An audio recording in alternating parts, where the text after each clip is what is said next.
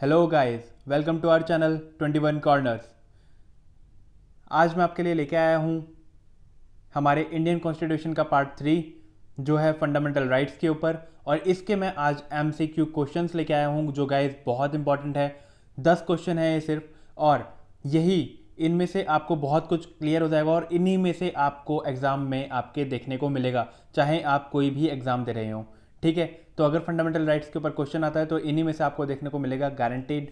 ठीक है, तो अब चलिए शुरू करते हैं। और आपको शुरू करने से पहले मैं बता दूं कि हमारा ये चैनल कवर करता है UPSC, CDS, CAPF, NDA, AFCAT, CGL, CPO, SSC, ये सब एग्ज़ाम्स को, तो और किसी भी कॉम्पिटिटिव एग्ज़ाम्स को। तो अगर आप किसी भी कंपटीशन की तैयारी कर रहे हैं या इन चीज़ों की तैयारी कर रहे हैं तो आप हमारे चैनल के साथ जुड़ सकते हैं। ठीक है, तो अब चलिए शुरू करते हैं।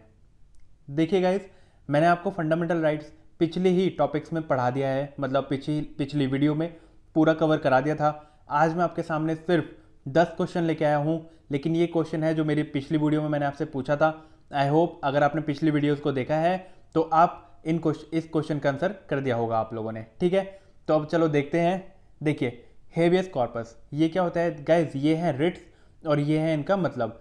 हेबियस कॉर्पस का मैंने आपको मतलब बताया था। इसका मतलब होता है you should have the body.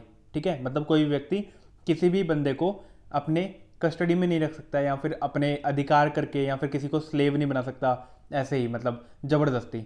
Okay, mandamus, mandamus का मतलब मैंने आपको क्या बताया था दोस्तों? परमादेश, मतलब परम आदेश। तो इसका क्या होता है? To command. कार्ट्यूररी, ठीक है, इसे सर्ट्यूररी भी बोलते हैं, लेकिन कार्ट्यूररी मैं बोलता हूँ। तो कार्ट्यूररी इसका मतलब होता है टू इन्फॉर्म। ओके, इसका मतलब है टू इन्फॉर्म।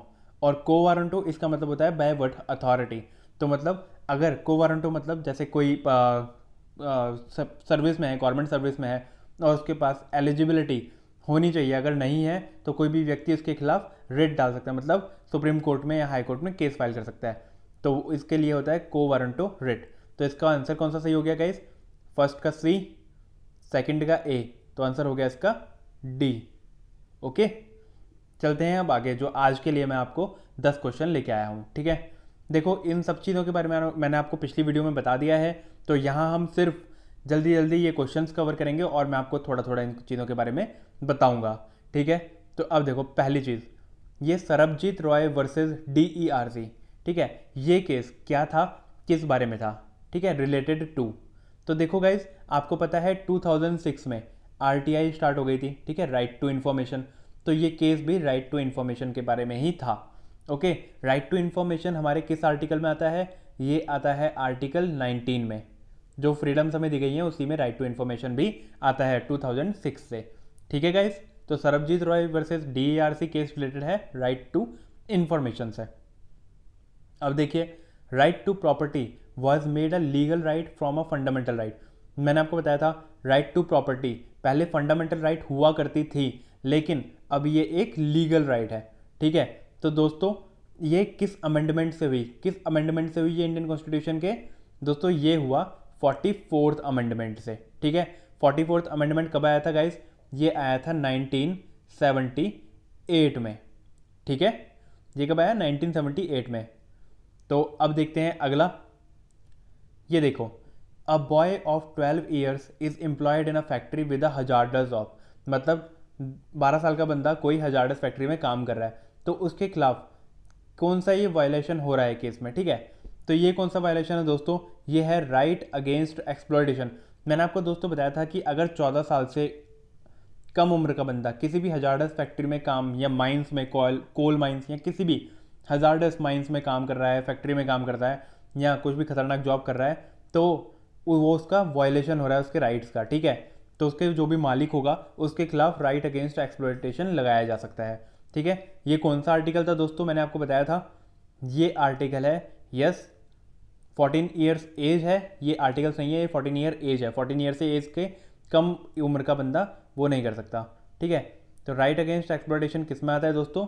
जाते हैं हमारे उसमें क्या बोलते हैं 24th आर्टिकल में, सॉरी 24th आर्टिकल्स में आता है ये। ठीक है, और 23 आर्टिकल दोस्तों किसके बारे में है? वो ह्यूमन ट्रैफिकिंग के बारे में, मतलब नॉर्मल ह्यूमन की अगर कोई भी ज़बरदस्ती काम करा रहा है, भीख मंगवा रहा है या फिर कोई भी ज़बरदस्ती कोई काम करवा रहा है, तो 23 आर्टिकल के तहत राइट अगेंस्ट एक्सप्लॉयटेशन लगता है, ठीक है, वो नॉर्मल ह्यूमन बीइंग्स के लिए। लेकिन ये 24 आर्टिकल ये बच्चों के लिए होता है जो 14 साल से कम उम्र के बच्चे होते हैं।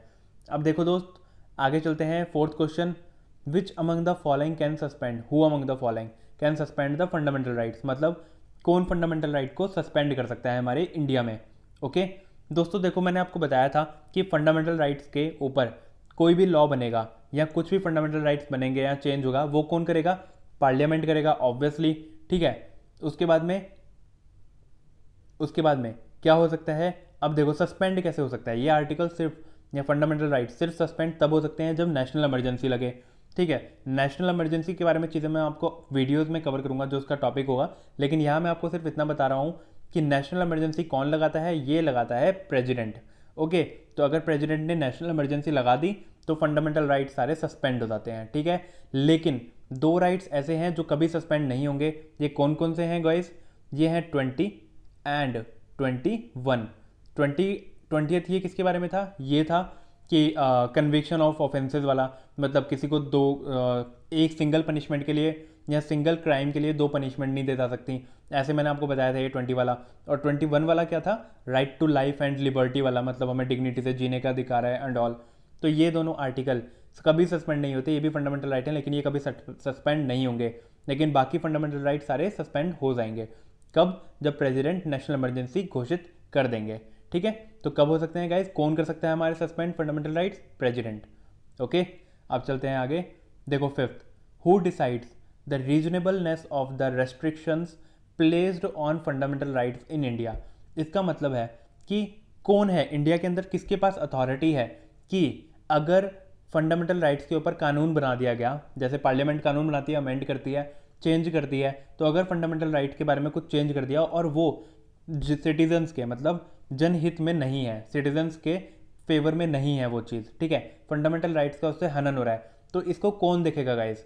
इसको देखेगा कोर्ट, सुप्रीम कोर्ट में। जैसे हम आर्टिकल 332 के तहत सुप्रीम कोर्ट में डाल सकते हैं ना, केस डाल सकते हैं, तो वो 5 टाइप्स की रिट जारी करता है, ठीक है। तो ये क्या है? ये यही तो है कि अगर रेस्ट्रिक्शन और कुछ भी हो रही है, रीजनेबलनेस, तो कोर्ट देखेगा, तो कोर्ट देखता है इन चीज़ों को, ठीक है। 6th क्वेश्चन क्या कहता है? देखो, which article of Indian constitution provides the right to constitutional remedies that allow Indian citizen to stand up for their rights against anybody even the government of India. Guys, ये क्या question है? ये question है right to constitutional remedies का, सीधा सीधा question है, ठीक है। ये आर्टिकल कौन सा है? ये आर्टिकल है 32। और आपको मैंने बताया था कि आर्टिकल 32 के तहत एग्जीक्यूटिव मतलब police and all, and legislative मतलब जो भी पार्लियामेंट या विधानसभा जो भी होंगी चीज़ें, उनके ऊपर सुप्रीम कोर्ट आदेश दे सकता है आर्टिकल 32 के तहत, राइट टू कॉन्स्टिट्यूशनल रेमेडीज के तहत। ओके, तो ये इसका आंसर ये हो गया आर्टिकल 32। उसके बाद में है 7th, देखो, the writ of mandamus is available for the purpose of which of the following. Mandamus दोस्तों क्या होता है? मैंने आपको बताया था, ये होता है परमादेश, मतलब टू कमांड। और दोस्तों एक और चीज़ आपको मैंने बताई थी उस वीडियो में कि ये है फंडामेंटल राइट्स।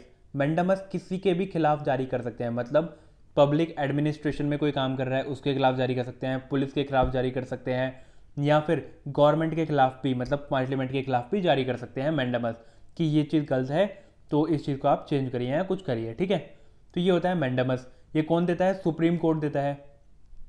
ओके, तो अब देखते हैं, इसने पूछा है कि रिट ऑफ मैंडमस किसके लिए एनफोर्स की जा सकती है। तो ये देखो, पहला है एनफोर्समेंट ऑफ फंडामेंटल राइट्स, बिल्कुल सही है, ठीक है। फंडामेंटल राइट्स के एनफोर्समेंट के लिए भी तो है मैंडमस, क्योंकि ये एक टाइप की रिट है, 5 टाइप की रिट होती है, उनमें से एक टाइप की रिट है मैंडमस। तो ये एनफोर्समेंट ऑफ फंडामेंटल राइट्स बिल्कुल सही है। कंपेलिंग अ कोर्ट और judicial tribunal to exercise its jurisdiction when it has refuse to exercise it, मतलब अगर किसी कोर्ट ने, जज ने मना कर दिया कि हम इसके ऊपर एक्सरसाइज नहीं करेंगे, उसके ऊपर काम नहीं करेंगे, तो उसको भी मैंडमस दिया जा सकता है, ठीक है। और तीसरा है डायरेक्टिंग अ पब्लिक ऑफिशियल, ठीक है, और the government not to enforce a law which is unconstitutional, मतलब अगर कोई लॉ अनकॉन्स्टिट्यूशनल है, मतलब काम का नहीं है या फिर गलत है कोई लॉ जिसमें बहुत सारे लूप होल्स हैं और जो फेवर नहीं करता पब्लिक का, तो उसके खिलाफ भी मैंडमस जारी किया जा सकता है, ठीक है। तो इसका आंसर क्या हो गया गाइस, इसका आंसर हो गया D 1, 2 and 3 all. Okay. Question 8, which article of constitution declares that no citizen shall on ground only of religion, race, caste, sex and descent, place of birth, इनके खिलाफ पे, ठीक है, किसी को भी पब्लिक एम्प्लॉयमेंट में कोई मना नहीं कर सकता, मतलब डिस्क्रिमिनेट नहीं कर सकता, ठीक है। तो डिस्क्रिमिनेट मतलब कोई भी पब्लिक एम्प्लॉयमेंट के लिए इक्वल अपॉर्चुनिटी है इनको, तो कोई भी डिनाई नहीं कर सकता इस चीज़ के लिए, ठीक है, इन बेसिस पे, religion, race, caste, sex, descent, place of birth, ठीक है। तो ये किस आर्टिकल में आता है, जॉब वाला, ये आता है आर्टिकल 16 में। 16 में सबको जॉब का बराबर अधिकार है, ओके गाइज, सबको, तो कोई भी डिस्क्रिमिनेशन नहीं होगा पब्लिक एम्प्लॉयमेंट में, ठीक है। 9th, all minority educational institutions are entitled to exercise rights enshrined in which one among the following articles of Constitution of India। ये किसके बारे में बात कर रहा है, माइनॉरिटी की बात कर रहा है, और किस बारे में, एजुकेशनल इंस्टीट्यूशंस के बारे में। गाइज माइनॉरिटी के 2 आर्टिकल्स हुआ करते हैं जो मैंने आपको बताया है, 29 एंड 30। 29th आर्टिकल किस बारे में था, ये आर्टिकल था गाइज, ये आर्टिकल था उस बारे में कि माइनॉरिटी को अपनी स्क्रिप्ट, अपने कल्चर को बचाने का अधिकार है, ठीक है। तो 29 तो उस बारे में हो गया, लेकिन 30 ये किस बारे में था कि माइनॉरिटी अपने एजुकेशनल इंस्टीट्यूशन को हैंडल कर सकती हैं। तो कौन सा हो गया इसका आंसर दोस्तों, डी, मतलब option D 30। Okay. Which of the following fundamental rights are available to friendly aliens. Guys इसका आपको पता होगा आंसर। देखो जो हमारे फंडामेंटल राइट्स हैं वो फॉर सबको बराबर मात्रा में मिलते हैं, ठीक है, सबको बराबर तरीके से मिलते हैं, लेकिन फॉरेनर्स को 5 तरीके के फंडामेंटल राइट्स अवेलेबल नहीं है, ठीक है। ये राइट्स कौन कौन से हैं गाइज, 15, 16, 19, 29, 30, 15, 16, 19, 29, 30, ठीक है। तो ये सारे, ये है गाइज 15, ये है 16, 19, 29, 30, ये आर्टिकल 5 आर्टिकल ये किसी भी फॉरेनर्स को अवेलेबल नहीं है, लेकिन बाकी सारी फंडामेंटल राइट्स उसको अवेलेबल होते हैं, ठीक है। तो इसका आंसर क्या हो गया, which of the fundamental rights are available to friendly aliens, all. Article 21 क्या है, राइट टू एजुकेशन। आर्टिकल 20 क्या है, कन्विक्शन वाला, ठीक है। और आर्टिकल 21 क्या है, right to life and personal liberty. तो इसका आंसर क्या हो गया, option D, all of the above, सारे उपलब्ध हैं फॉरेनर्स को, ठीक है। और ये 15वां क्या कहते हैं, ये डिस्क्रिमिनेशन वाला है कि डिस्क्रिमिनेशन नहीं कर सकते। 16वां क्या है, पब्लिक एम्प्लॉयमेंट में डिस्क्रिमिनेशन नहीं कर सकते। 19वें में हमें फ्रीडम दी गई है कुछ। 29वें में माइनॉरिटी के लिए राइट्स हैं, और 30 में माइनॉरिटी के लिए एजुकेशनल इंस्टीट्यूट का राइट है गाइज, ठीक है। तो ये सब मैंने कवर कर दिया। अब मैं अगली वीडियो में आपके लिए लेके आऊँगा directive principles of state and policy, उसे हम समझेंगे और फिर उसी के ऊपर हम आगे कुछ क्वेश्चंस करेंगे, ठीक है। तो अभी इस वीडियो को हम यहीं समाप्त करते हैं, इस टॉपिक को यहीं समाप्त करते हैं। तो गाइज अगर आपने अभी तक लाइक एंड सब्सक्राइब नहीं करा है तो do like, share and subscribe. Thank you.